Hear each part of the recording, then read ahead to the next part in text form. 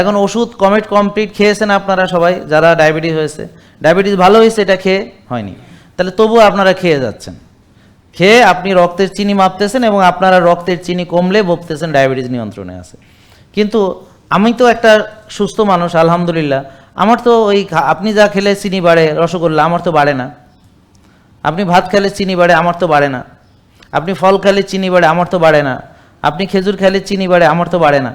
ঠিক আছে, তাহলে আমার কথা হলো সুস্থকে, যে ওষুধ খেয়ে চিনি কমায় নাকি যার চিনি সবসময় এমনি নর্মাল থাকে, কে সুস্থ?